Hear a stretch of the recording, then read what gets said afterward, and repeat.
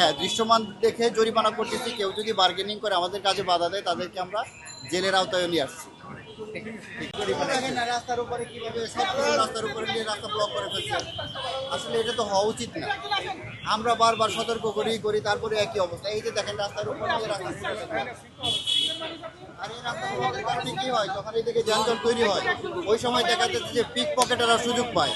এই ভিড়ে দেখা যাচ্ছে সামনে যদি থাকে এতে আরো সুবিধা পায় এরা, কারণ পকেট মেরে বা মানি ব্যাগ বা মোবাইল ছিনতাই করে নিয়ে এরা দৌড়িয়ে পালিয়ে যায়।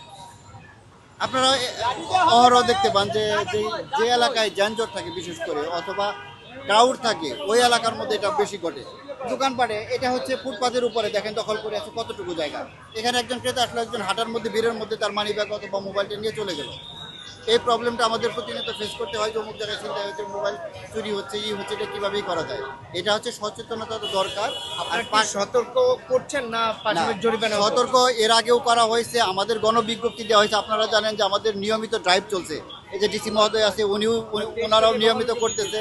এই ফাঁকে আমরা গত 1 তারিখ থেকে স্পেশাল ড্রাইভ দিচ্ছি। এই ড্রাইভের অংশ হিসেবে আমরা কিন্তু গণবিজ্ঞপ্তি দিয়েছি, পেপারে বিজ্ঞপ্তি দিয়েছি, সতর্ক করেছি। ইতিপূর্বে এইসব এলাকায় আমরা অভিযান চালিয়ে এসেছি। এমন না যে হুট করে এসেছি। কিছু দেখলে আপনার জরিমানা করছেন? হ্যাঁ, দৃশ্যমান দেখে জরিমানা করতেছি। কেউ যদি বার্গেনিং করে আমাদের কাজে বাধা দেয় তাদেরকে আমরা জেলের আওতায় নিয়ে আসছি।